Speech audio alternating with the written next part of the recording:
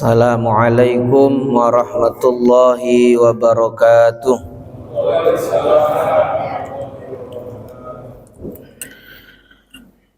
Bismillahirrahmanirrahim. Alhamdulillah, assalatu wassalamu ala Rasulillah Muhammad ibni Abdillah wa ala alihi wa sahbihi wa mawalah, la haula wa la quwwata illa billah, ma ba'du. Para sepuh, bini sepuh, para bapak dan ibu yang saya hormati, bil khusus Ketua DKM Masjid Al-Baitul Muhajirin. Ada baitulnya ya, Baitul Muhajirin, Ustadz Muhib, berikut jajarannya. Alhamdulillah, pada pagi hari ini Allah Subhanahu wa ta'ala memilih kita untuk bersama-sama hadir di tempat yang insya Allah penuh berkah ini, untuk bersama-sama kita melaksanakan salat subuh berjamaah, dilanjutkan dengan pengajian kuliah subuh.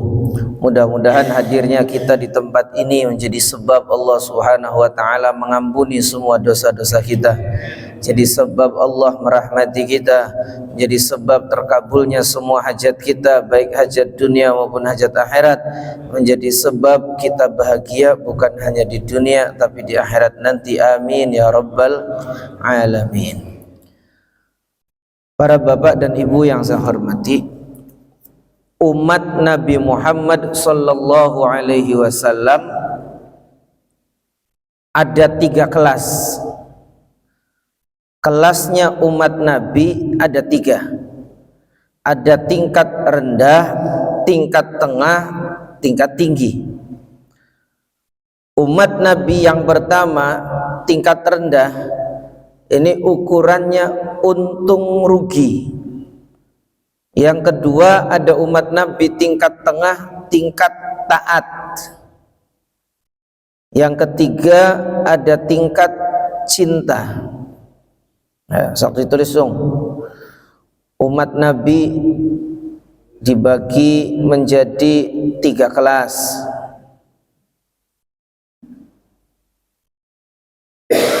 Yang pertama kelas untung rugi.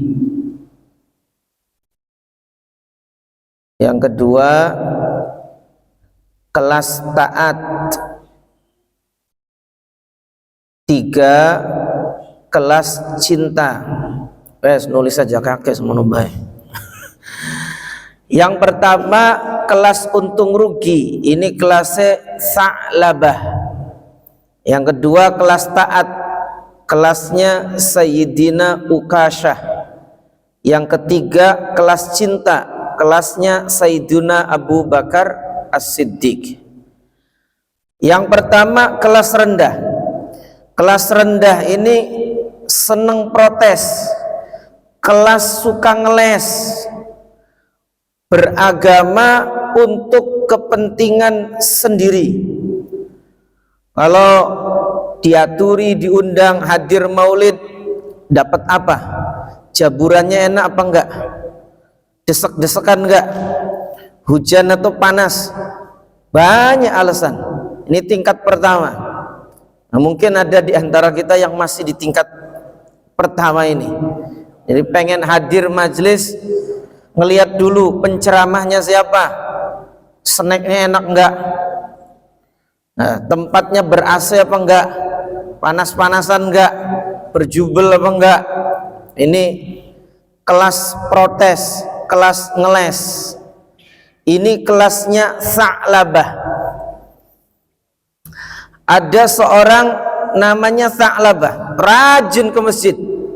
Saking rajinnya sampai digelari hamamatul masjid, burung merpati masjid. Ini Sa'labah. Sa'labah ini kenapa rajin ke masjid? Ya mohon maaf, 1 pengangguran, 2 miskin, jadi ke masjid untuk nyari makan. Yang ketiga tidak punya keluarga.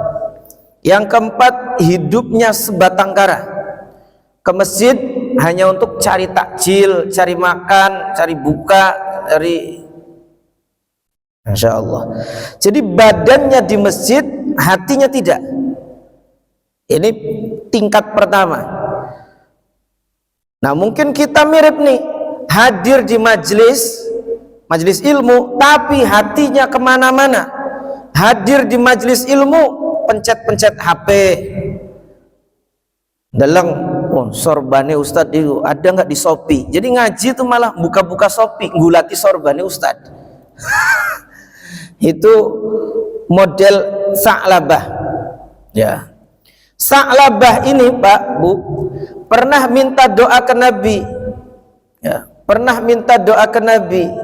Ya Rasulullah, doakan biar saya jadi orang kaya. Nah, minta jadi orang kaya. Ya, ada orang yang ketemu dengan wali, kiai, orang-orang soleh yang diminta dunia, rugi. Ya, rugi. Jadi kalau kita ini minta yang apa? Kalau kita ini mencari dunia, maka akhiratnya luput. Barang siapa yang mencari akhirat, maka dunianya ikut. Ini motonya, siapa yang cari dunia, akhiratnya luput. Siapa yang cari akhirat, dunianya ikut, katut. Ya. Jadi urusan doa itu aja kayak Sa'labah. Urusan doa aja kayak Sa'labah. Ketemu kiai, ketemu ulama, minta doa aja, minta duit melulu, dunia terus. Ya, kiai doakan saya istiqomah, ilmunya manfaat, ibadah benar, ayo itu.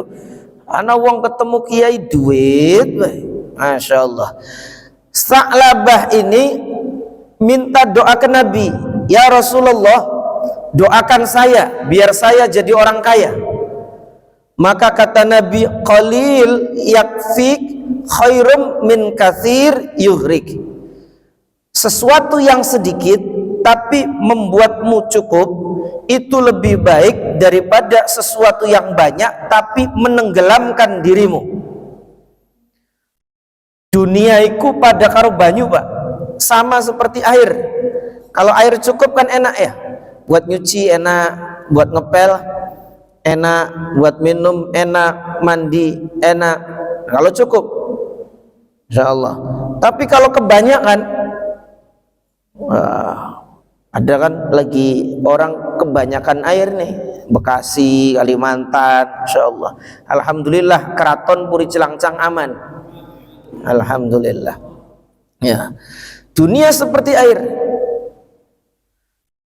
Sa'labah mendesak, pokoknya ya Rasulullah doain. Nanti ketemu Nabi lagi, ya Rasulullah doain kaya. Kata Nabi, sedikit tapi membuatmu cukup lebih baik daripada banyak tapi menenggelamkanmu. Maksa terus, ketemu Nabi minta kaya lagi, ketemu Nabi minta kaya lagi. Nah ini rumus, kata ulama, kalau urusan dunia jangan maksa. Kadang-kadang perempuan-perempuan yang masih muda atau laki-laki yang masih muda nih, ya Allah, itu anaknya Pak RW yang ganteng itu, ya Allah, jadikan jodoh saya. Maksa. Kalau memang dia bukan jodoh saya, ya Allah, pokoknya jadikan dialah jodoh saya ini. Ya, maksa. Nah, akhirnya karena maksa dikasih lah. Ya ganteng anaknya Pak RW, tapi gawe lara weteng. Nah, jadi ini akhir zaman ini akeh wong ganteng gawe lara weteng. Ya sama. Yang muda-muda, yang laki-laki juga. Ya Allah, tahun ini ya Allah harus dapat jodoh ya Allah. Pokoknya tahun ini. Wah ini maksa. Ya, Sa'labah maksa ke Nabi, ya Rasulullah, jadikan aku orang yang kaya. Dijadikan apa, didoakan oleh Nabi, Allah marzuq Sa'labah malan. Allah marzuq Sa'labah malan. Ya Allah berilah rizki kepada Sa'labah. Ya Allah berilah harta kepada Sa'labah. Ya Allah jadikan Sa'labah kaya. Nih Sa'labah tadinya janji ke Nabi, ya Rasulullah, nanti kalau saya kaya nih, saya nih bakal nyumbang masjid, nolong fakir miskin, nolong janda, banyak bersedekah. Janjinya begitu, masya Allah. Ya, mirip-mirip dengan kebanyakan dari calon pemimpin kita lah. Oh, nanti kalau saya jadi bakal, nanti kalau ini bakal, wayai jadi pret. Nah, mirip aja dengan kita juga. Oh, kalau nanti saya kayak orang Sepuri bakal begini, wayai dadi, wayai suki. Masya Allah. Jadi orang itu Pak, kalau saat miskin saja pelit, apa maning sugih. Mohon maaf, zakat mal itu 2,5%. Berarti kalau 10 juta berapa? 250.000. Kalau duitnya 100 juta berapa? 2,5 juta. Kalau duitnya 1 miliar berapa? 25 juta. Ya, 1 miliar 25 juta. Kira-kira jenengan lamun dikongkon zakat 20 juta langsung gelem tak mikir-mikir?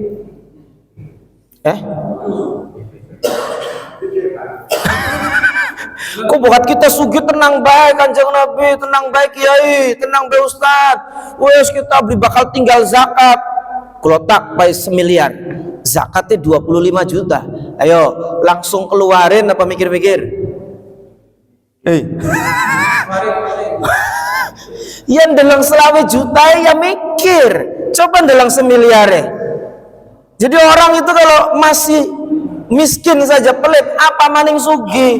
Kenapa? Kalau sudah kaya itu semakin banyak yang dikeluarkan, semakin tambah mikir. Ya, saklaba begitu. Wis tenang baik Kanjeng Nabi. Ngolamun kita sugi bakal begini. Nah, insyaallah. Akhirnya saklaba iki duwe wedhus Pak siji, punya kambing 1. Ya. Besar kambingnya, diurus dari kecil sampai besar. Ketika besar dijual, dibelikan kambing yang kecil 2, jantan dan betina. Ya Allah, dibelikan kambing jantan dan betina. Lalu kemudian dari 2 ini, kambing yang kecil-kecil jantan betina diurus sampai besar, nganak, semakin banyak, Masya Allah. Yang semula sholatnya 5 waktu jamaah nggak pernah tinggal Pak. Sebelum azan sudah datang, sebelum qomat sudah datang. Karena hartanya semakin banyak, kambingnya semakin banyak, jadi masbuk jamaah. Imam sudah serakaat baru datang, tambah banyak lagi, nanti tinggal imam sudah 2 rakaat baru datang. Itu saklabah. Lalu kemudian kambingnya tambah banyak, zuhur asarnya sudah nggak jamaahnya dengan kambing Pak. Sekarang wedus jamaah, wedusnya akeh sih, ya Allah. Jadi jamaahnya hanya maghrib, isya, subuh. Lama-lama kambingnya semakin banyak diprotes oleh warga. Endeku wedusnya gawe penduduk kampung bau kambing aja, sana jauh. Akhirnya Sa'labah menjauh dari pemukiman, sudah nggak sholat jamaah lagi Pak. Masya Allah. Kami nih, saya dipeseni Habib Jin dan jangan tinggal sholat jamaah ya. Dan kita ketemu Pak dengan guru-guru yang Masya Allah, mereka sejak balik nggak pernah tinggal jamaah, tak pernah tinggal jamaah. Dan kita didhawuhi oleh Habib Jindan, tidak ada riwayatnya Nabi Muhammad sholat fardu sendiri, nggak ada riwayatnya. Cari, nggak ada. Jamaah, maka pegangi Pak jamaah ini. Masya Allah, 27 derajat. Kalau sholat sendiri 1 derajat. Jenengan Pak kalau suruh milih duit 1 juta tapi 21 juta, ya 27 juta. Bahkan ada ulama mengatakan kalau ada orang disuruh milih, ini cuma-cuma milih 27 juta apa 1 juta, milih 1 juta, itu perlu dicek Pak, barangkali nggak waras. Masya Allah, jangan tinggal jamaah. Masya Allah, ini penting, pegangi Pak, jangan tinggal jamaah. Dan kita ketemu Pak dengan guru-guru yang kita menemukan guru-guru kita yang masbuknya bukan 1 rakaat, bukan 2 rakaat Pak, datang imamnya wis waladolin amin Pak, insyaallah. Datang imamnya sudah waladolin, nggak ketemu takbiratul ihramnya imam, selesai salam ngajak santrinya sholat lagi, yuk sholat maning. Kan tadi udah sholat, nggak ketemu takbiratul ihramnya imam, ulangi Pak sholatnya. Masya Allah. Jadi sholat jamaah ini pegangi, pokoknya sholat jamaah, nggak di masjid, di musola, nggak di musola, di rumah, pokoknya jamaah. Ya, di sholat jamaah besar faedahnya. Di antaranya sholat jamaah qabulus sholah, diterima sholatnya. Nah, beda dengan sholat sendirian, pemeriksaannya banyak. Kalau sholat jamaah itu imamnya khusyuk, makmum nggak ada yang khusyuk, terima semua. Imamnya nggak khusyuk, makmumnya khusyuk, diterima semua. Nggak ada yang khusyuk, asal safnya lurus, terima semua. Itu sholat jamaah, dan hilang was-was, hilang Pak. Lah ada orang tuh yang sholat tuh was-was terus. Kadang-kadang mohon maaf, ustadznya, kiainya, ngimamnya ku takbir ping 17 beli dadi-dadi Pak. Allahu akbar. Aduh, ulang maning. Allah. Tapi dilala Pak, ketika sholat jamaah hilang itu was-wasnya, mang-mange. Maka termasuk faidah keutamaan, fadilah keutamaan sholat berjamaah adalah menghilangkan was-was. Mungkin ada nih banyak di antara kita yang kalau sholat sendiri iki loro ta telu ta papat, iki sujud nih baru sekali apa 2 kali, saya tadi ruku apa belum ya. Tapi ketika jamaah hilang itu was-was ya. Makanya ayo ditemani Pak jamaah ya, agar pernikahan kita berkah. Ketika ada di rumah jamaah dengan istri. Nah, saking pentingnya jamaah dalam mazhab Syafi'i dikukuhkan, ketika satu jamaah, satu masjid, satu tempat sudah selesai jamaah, datang satu orang belum sholat, sunnah untuk menemani sholat berjamaah. Termasuk bapak-bapak nih Pak, udah sholat nih isya di masjid, nyampe di rumah, nyampe ke rumah ternyata istrinya belum sholat, sunnah untuk sholat lagi nemeni istri. Cuman ngelihat potongan kita nih, kira-kira ki yang beli kira-kira kira-kira loh ki yang beli. Masya Allah. Jadi sholat jamaah pegangi Pak, sing istiqomah sholat jamaah, Insya Allah ya, jangan tinggal sholat jamaah. Kira-kira hatinya susah kalau nggak jamaah, cari jamaah walaupun harus bayar orang.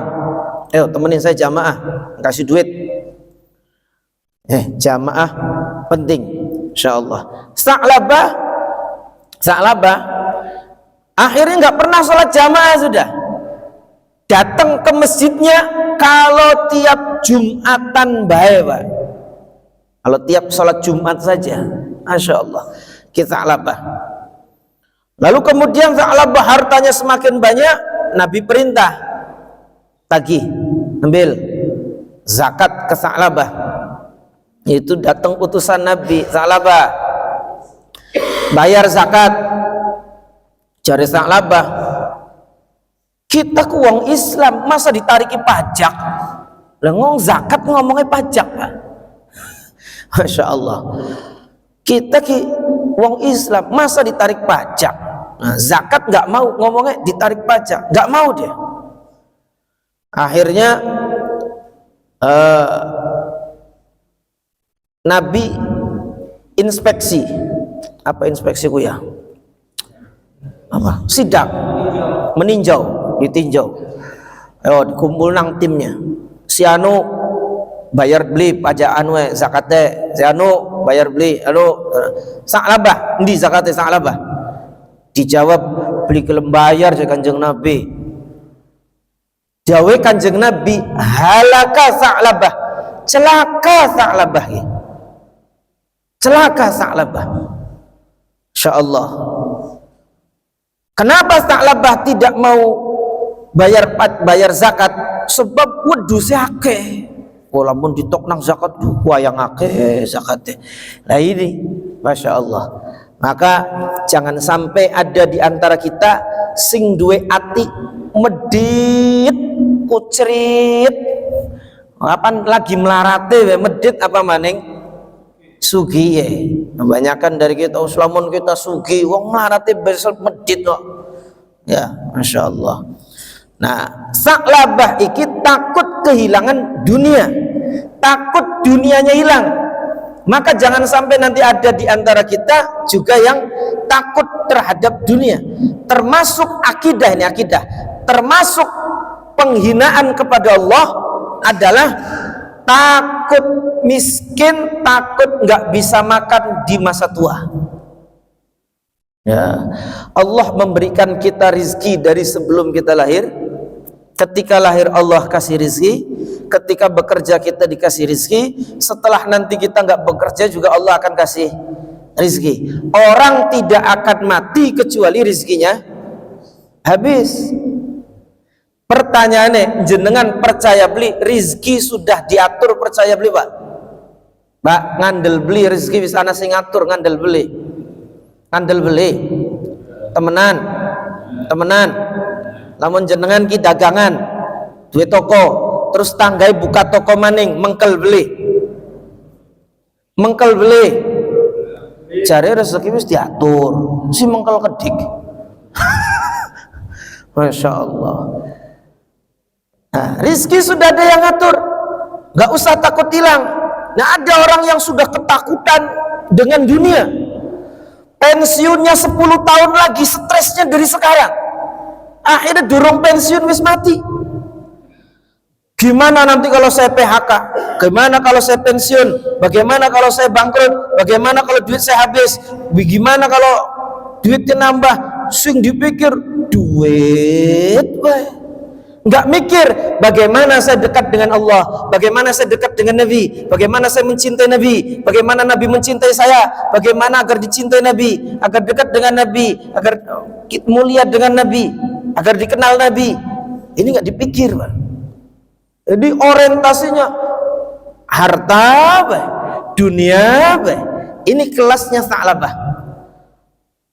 Nggak mau bayar zakat, halaka Sa'labah. Celaka Sa'labah, celaka. Akhirnya ucapannya Nabi, hadisnya Nabi ini sampai dari mulut ke mulut sampai ke telinga Sa'labah. Jari Kanjeng Nabi juga halaka Sa'labah. Ya, halaka Sa'labah, celaka Sa'labah.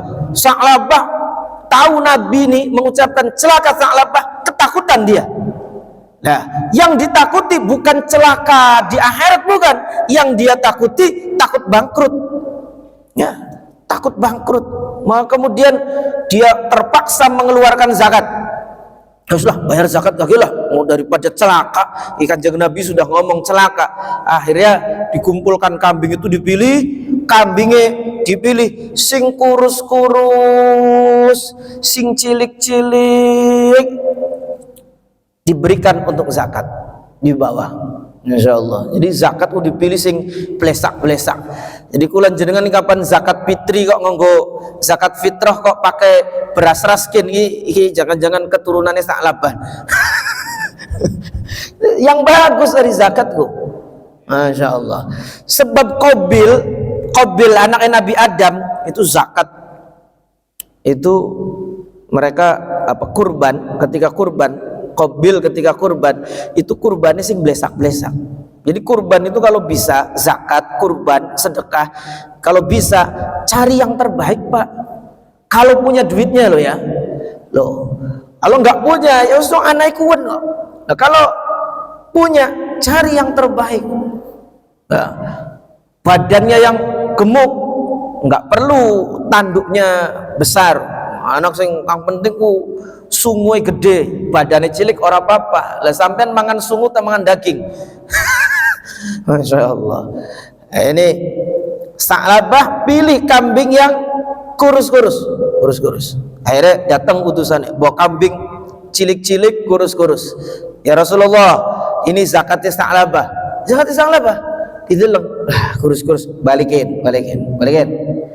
Ditolak, Pak, sama Nabi. Masya Allah. Betapa nyeseknya dia. Nyesek, Pak, kita ditolak Nabi.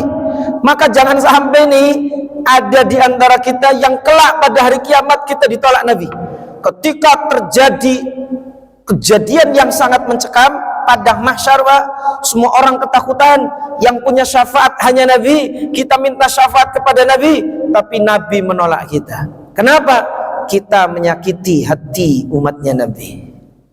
Kita sering menyakiti Nabi Muhammad dengan putus silaturahim, durhaka ke orang tua, suap, tidak benar, zina, judi, miras, na'udzubillahi min dzalik. Ya, insyaallah. Nanti Sa'labah tiap tahun ketika ada penarikan zakat, pengambilan zakat, bayar zakat, ditolak lagi sama Nabi. Ditolak lagi sama Nabi. Masya Allah. Tapi Sa'labah ini, Pak, zakatnya ditolak, nggak nyesek, Pak, malah seneng. Kenapa seneng? Ya bisa didol, wong otaknya mau duit. Baik. Pertanyaannya, bagaimana dengan otak kita ini? Isi apa kila mau dibuka, Hah? Duit juga? Kredit? Yang beri mikiri kredit baik. Bengan ka lagi cilik ka ngapali juz amma, ngapali yasin, tabarok, waqiah, ya wujud ki dambako ning otak sekian geser. Wong TV kredit, panci kredit, sofa kredit, kulkas kredit, apa maning ibu-ibu seragam jamiah kredit, durung lunas teka maning seragamnya. Masya Allah. Bukan nggak boleh, Pak, bukan nggak boleh. Utang itu bukan nggak boleh, boleh. Yang nggak boleh itu, yang nggak boleh adalah hidup dengan sistem hutang. Nah, kepengenannya utang, duit mana? Tapi mong pengennya utang. Anak beli sing mongonon. Aja ya, insyaallah. Sampai Nabi wafat, Sayyidina Abu Bakar diganti oleh Sayyidina Abu Bakar. Sa'labah bayar zakat ditolak juga zakatnya, ditolak.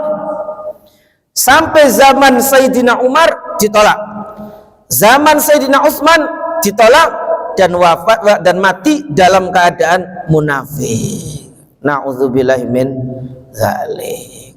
Pertanyaannya, kulan jenengan kaya Sa'labah tabli. Ya, insyaallah. Sayang ning laki tergantung transferan. Ngepai duit ning rabi tergantung servise. Jadi hitung-hitungannya duit, Pak.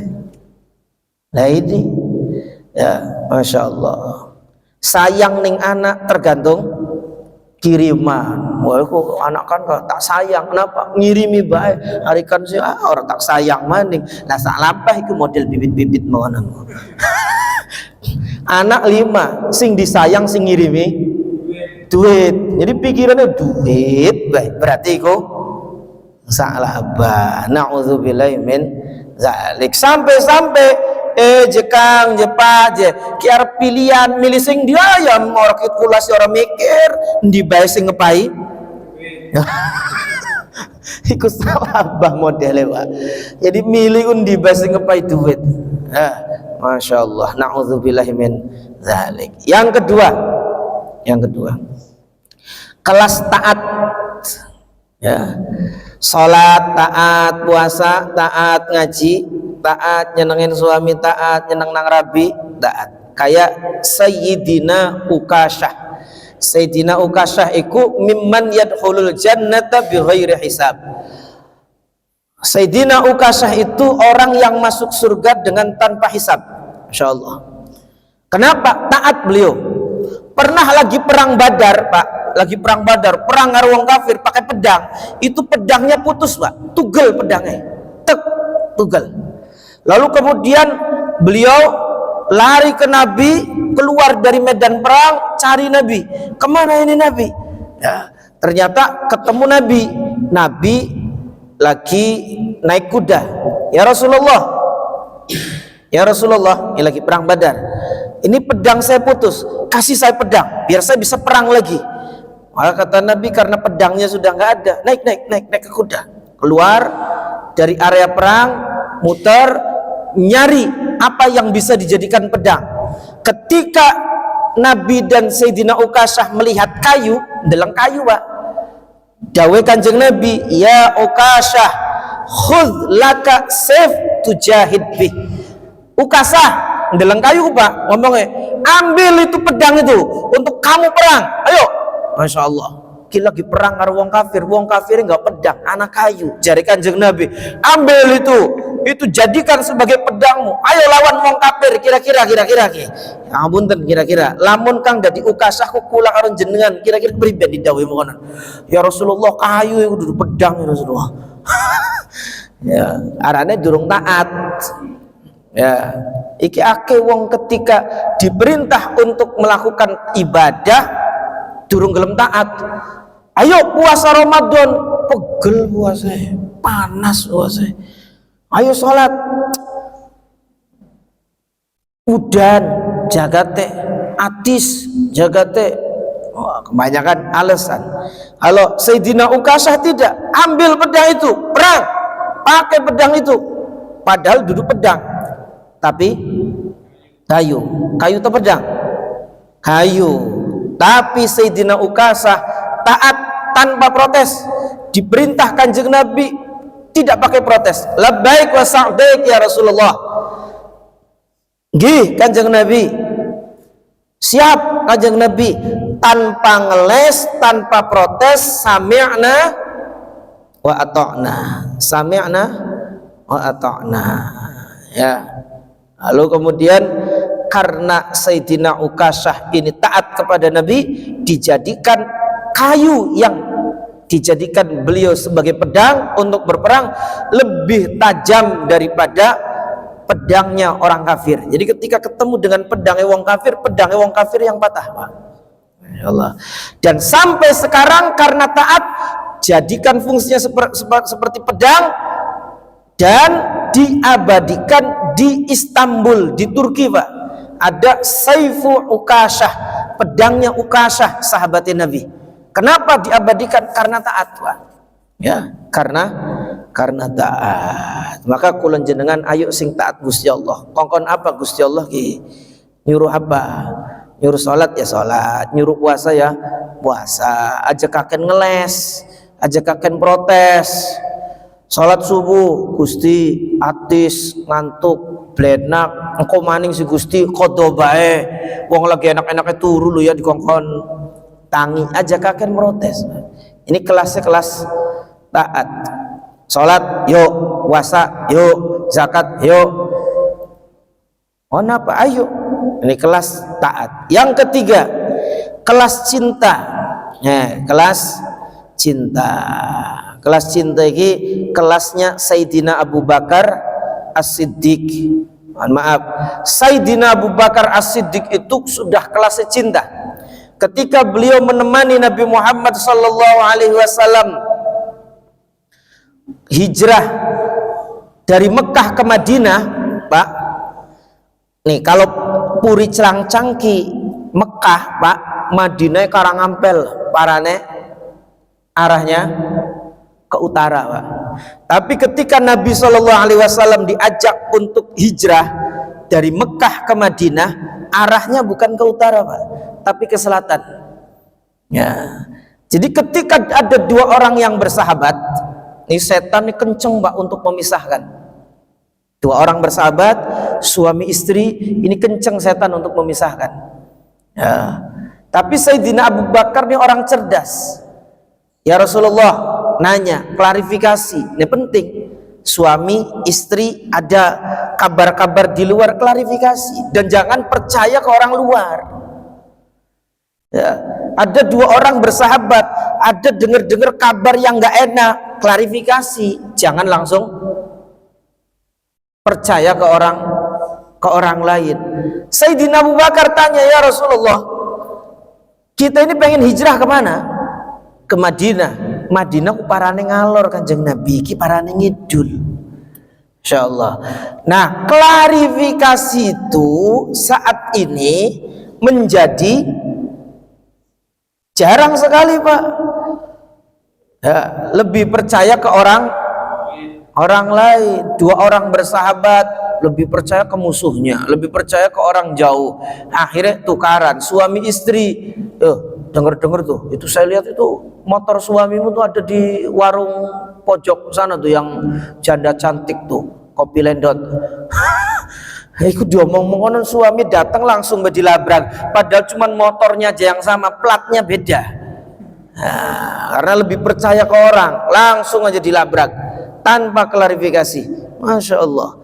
Ini akhirnya tukaran. Sayyidina Abu Bakar enggak tanya. Ketika pengen masuk ke gua, lebih mendahulukan yang dicintai daripada dirinya sendiri. Ya Rasulullah, biar nanti di sini dulu, saya bersihkan ini gua ini, bersihkan lubang-lubangnya, ditutupi. Ketika sudah bersih, silakan ya Rasulullah. Masya Allah, ini kelasnya kelas cinta, Pak, yang didahulukan Nabi. Nah, ketika Nabi pengen tidur, itu Nabi kita Muhammad SAW duduk di pahanya Sayyidina Abu Bakar. Ketika Nabi sudah tertidur, baru disadari ada lubang yang masih terbuka, ditutup menggunakan anggota tubuhnya beliau, kaki atau tangannya. Ya, Insya Allah. Nah, kebetulan di dalam lubangnya ada ular. Ular ini hidup di lubangnya dalam gua, Pak. Ya, lubang itu sudah gelap, lubangnya dalam gua tambah gelap lagi. Ketika Nabi Muhammad masuk, ini menurut ulama ahli hakikat, ini ular merasa terang, Pak, bercahaya. Maka kemudian dilihat ada cahaya apa? Ketika dilihat, oh, Nabi Muhammad SAW. Semua makhluk Allah tahu kepada Nabi Muhammad SAW, kenal dengan Nabi Muhammad. Semua binatang kenal dengan Nabi Muhammad. Loh, kok kita yang manusia katanya makhluk termulia, kok nggak kenal Nabi Muhammad? Terlalu, Pak. Kita kenal pemain bola, nomor punggungnya, ya, apa maning, keluarga, sampai ini belum menikah punya anak 3, klubnya, gajinya, Masya Allah weruh kabeh. Tapi ke Nabi Muhammad nggak kenal, Pak. Keluarga artis kenal, tapi ke keluarganya Nabi tidak kenal. Yang menjadi pertanyaan kita, sudah berapa buku sejarah tentang Nabi yang kita baca? Ini penting. Jangan sampai kita mati, Pak, tidak kenal Nabi. Jangan sampai kita mati tidak punya kecintaan kepada Nabi. Jangan sampai kita mati tidak ada ikatan hati dengan Nabi. Maka yuk, mumpung durung mati, Pak, kenali Nabi, cintai Nabi, jalin hubungan dengan Nabi. Nah, pernah dalam khutbah di sini pernah saya ceritakan bahwa di Madinah, Pak, ini kisah nyata. Di Madinah ada orang, Pak, 40 tahun sholat jamaah di Masjid Nabawi, bukan Masjid Baitul Muhajirin, bukan. Masjid Nabawi, 40 tahun nggak pernah tinggal, Pak. Selalu sholat jamaah, selalu. Tapi ketika mati, Pak, nggak bisa dihadapkan ke arah kiblat. Dihadapkan ke arah kiblat, berbalik lagi. Diganjel pakai batu sebatu-batunya, diganjel pakai kayu, kebalik sekayu-kayunya. Masya Allah. Akhirnya ditanyakan ke ulama, gimana nih Syekh? Ini nggak bisa menghadap kiblat.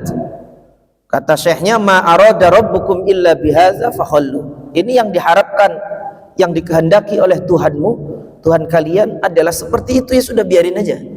Lah terus maknanya apa, Syekh? Maknanya dalam pandangan Allah dia bukan termasuk ahli iman.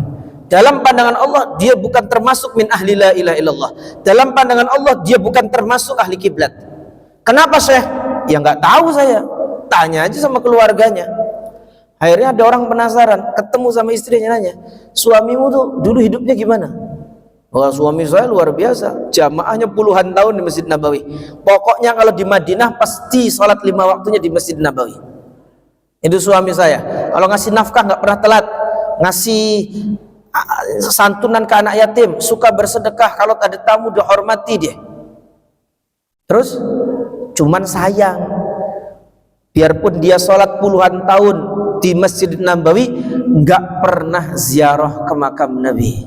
Dia anggap Nabi itu seperti bangkai kucing, kalau sudah mati ya wis gitu.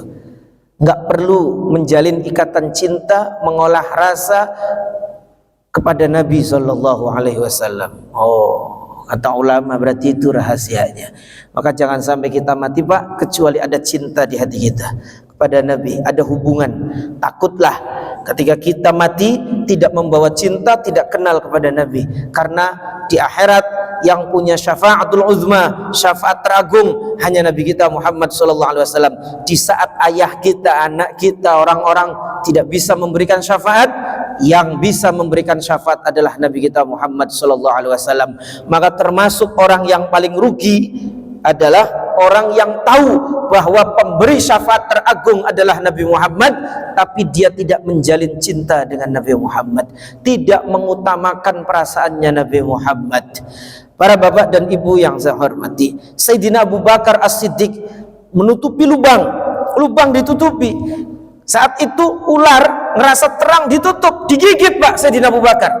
Apa Sayyidina Abu Bakar gerak? Enggak Pak.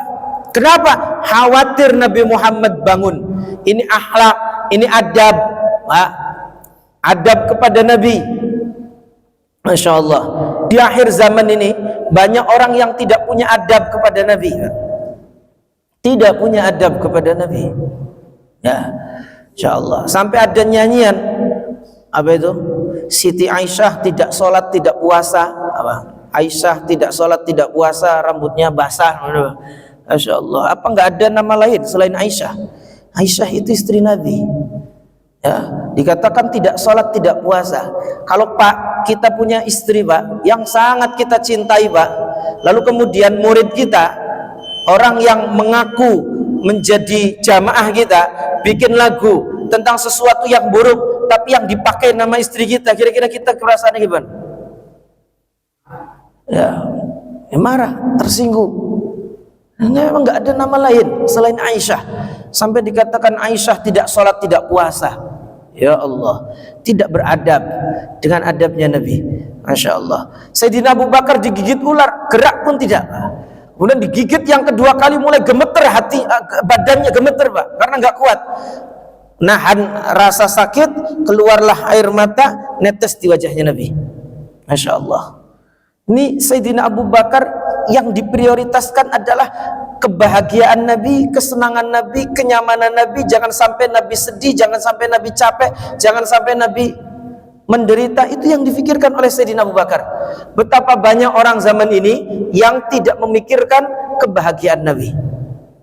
Mohon maaf, minggu kemarin kita bahas nikah itu proyeknya Nabi Muhammad Pak. Pernikahan itu proyeknya Nabi Muhammad. Betapa banyak orang yang ikut proyeknya Nabi, menikahkan anaknya atau dia menikah, yang difikirkan sing penting besan senang, yang penting tamu senang, yang penting saya senang. Biarpun Nabi Muhammad gak senang gak apa-apa, yang penting saya yang senang. Undang orang yang buka aurat, disediakan minuman keras. Terserah Nabi Muhammad sih. Yang penting nih besan saya, yang penting calon mantu saya, yang penting keluarga saya senang. Terserah Nabi Muhammad. Betapa sering kita menyakiti hatinya Nabi Muhammad. Maka guru kami Al-Habib Jindan mengatakan, bayangin Mbak, seakan-akan Nabi berada di samping kita. Bayangin seakan-akan Nabi berada di hadapan kita. Tu'radul a'mal, amal kita ini Mbak akan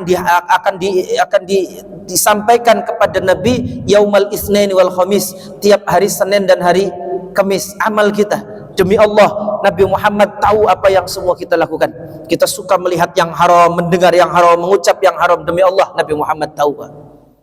Ya, demi Allah Nabi Muhammad tahu. Ini dikisahkan banyak ulama-ulama yang menceritakan di kitab-kitab mereka. Ada satu ulama yang tidak berlalu satu Jumat kecuali mimpi ketemu Nabi Pak. Ini sudah berlalu satu Jumat tidak ketemu Nabi, 2 Jumat tidak ketemu Nabi. Gelisah beliau, dosa apa nih yang saya lakukan ini? Sampai Nabi tidak bisa aku lihat dalam mimpiku, sampai aku terhijab dari Nabi. Maka kemudian dia mohon ampun kepada Allah, dia mendekatkan diri kepada Allah, banyak baca sholawat, mimpi ketemu Nabi. Nanya, ya Rasulullah, kenapa berhari-hari ini, berpekan-pekan ini saya nggak pernah mimpi bertemu denganmu? Kenapa aku terhijab darimu? Maka kata Nabi, karena engkau masuk masjid menggunakan kaki kiri.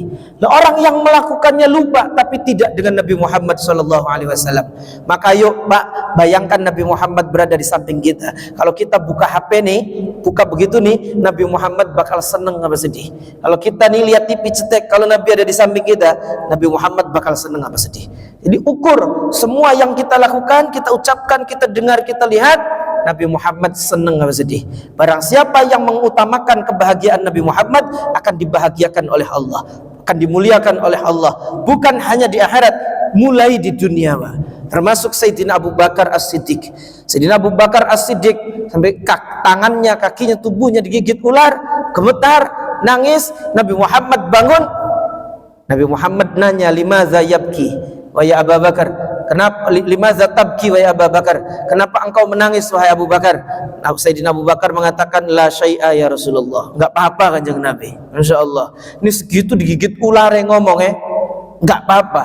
Kalau kita sholat tarawih gigit nyamuk seribut bikin status sholat tarawih beli khusyuk, cokot nyamuk ikut nembil hamuk, Pak. Masya Allah. Ya, Sayyidina Abu Bakar As-Siddiq ini cinta, kelasnya adalah kelas cinta. Ya. Lalu kemudian Nabi Muhammad memegang pundaknya Sayyidina Abu Bakar, mengatakan, wallah, demi Allah, limaza tabki wa Abu Bakar, demi Allah, katakan, kenapa engkau menangis wahai Abu Bakar? Sayyidina Abu Bakar mengatakan, digigit ular ya Rasulullah. Ya, mukjizatnya Nabi, diludahi hilang, sembuh. Ini jangan dipraktekin, Pak. Tetangganya digigit ular, pipinya diludahi, wah, itu 7 turunan kayaknya. Orang akur ya. Kemudian dikit lagi, Sayyidina Abu Bakar As-Siddiq melakukan perjalanan dari Mekah ke Madinah, cari tempat istirahat, Pak. Beliau nyari tempat istirahat, Masya Allah. Yang dicari itu adalah ketika ada gurun pasir atau ada bongkahan batu besar, lah itu berlindung dari panasnya terik matahari. Nabi Muhammad dan Sayyidina Abu Bakar berlindung, bernaung di tempat bongkahan batu besar, istirahat di situ. Dan Sayyidina Abu Bakar membentangkan selimutnya untuk Nabi Muhammad SAW. Selimut yang dijadikan tidur, Pak, dijadikan alas untuk Nabi Muhammad. Pakaiannya dijadikan bantal untuk bantalnya Nabi Muhammad. Nabi Muhammad dipersilakan istirahat. Ketika Nabi Muhammad istirahat, Sayyidina Abu Bakar As-Siddiq tidak mau istirahat, Pak. Mikir, ini jangan sampai Nabi bangun kehausan, jangan sampai Nabi bangun kelaparan, sedangkan bekalnya ini sudah habis. Bagaimana ini? Maka beliau, Sayyidina Abu Bakar, ketika Nabi istirahat, lari ke bukit, Pak. Lari ke bukit sana, lari ke bukit sana. Tujuannya apa? Untuk minta pertolongan. Ketemu dengan penggembala. Ternyata penggembalanya ini menggembala kambing punya mitra bisnisnya Sayyidina Abu Bakar As-Siddiq. Kemudian ngomong, ini kambing milik siapa? Fulan. Oh, itu mitra saya, mitra bisnis saya, partner bisnis saya. Sampaikan ya, Abu Bakar. Abu Bakar minta susunya. Kemudian diberikan susu itu. Masya Allah, susu kambing habis meres. Dingin apa panas, Pak? Panas, Pak. Cuaca lagi panas. Sayyidina Abu Bakar As-Siddiq karena cuaca panas, susu kambingnya panas, didinginkan, Pak. Masya Allah, didinginkan. Susunya itu dimasukkan, susu yang hangat panas itu dimasukkan ke air, ke wadah air, kemudian dipegangi sampai ditaruh, dipantengi, dibiarkan sampai dingin. Ketika Nabi Muhammad bangun, susunya diberikan kepada Sayyidina kepada Nabi kita Muhammad SAW, dan diminum oleh Nabi Muhammad SAW sampai habis. Apa kata Sayyidina Abu Bakar? Padahal Sayyidina Abu Bakar belum minum. Apa kata Sayyidina Abu Bakar? Ketika aku melihat Nabi minum hingga habis, maka hilanglah dahagaku. Siapa yang minum? Nabi. Siapa yang hilang dahaganya? Sayyidina Abu Bakar. Inilah cinta, Pak. Ya, seperti kita nih ke anak kita sakit, kayak kita yang sakit. Anak kita senang, kitanya ikut senang. Anak kita kenyang, kitanya kayak ikut kenyang. Itulah cinta. Masya Allah. Maka di mana cinta kita kepada Nabi Sallallahu Alaihi Wasallam? Ayo kita introspeksi bagaimana hubungan kita, bagaimana cinta kita kepada Nabi Sallallahu Alaihi Wasallam. Mudah-mudahan Allah muliakan kita dengan kecintaan kepada Nabi Sallallahu Alaihi Wasallam. Allah kumpulkan kita bersama Nabi Sallallahu Alaihi Wasallam. Kelak pada hari kiamat nanti kita dikumpulkan di bawah benderanya Nabi Muhammad Sallallahu Alaihi Wasallam. Ya Rabbi wajma'na wa ahbaban lana fi darikal firdaus ya rajul bil Mustafa Muhammadin sallallahu alaihi wa alihi wasallam. Ya Allah, kumpulkan kami dan orang-orang yang kami cintai bersama Nabi Muhammad sallallahu alaihi wa alihi wasallam. Amin ya rabbal alamin. Mudah-mudahan kita naik tingkat, bukan hanya di kelas ta'labah, naik ke kelas taat, yang sudah kelas taat naik ke kelas cinta. Ini saja yang bisa saya sampaikan. Kurang lebihnya mohon maaf. Assalamualaikum warahmatullahi wabarakatuh.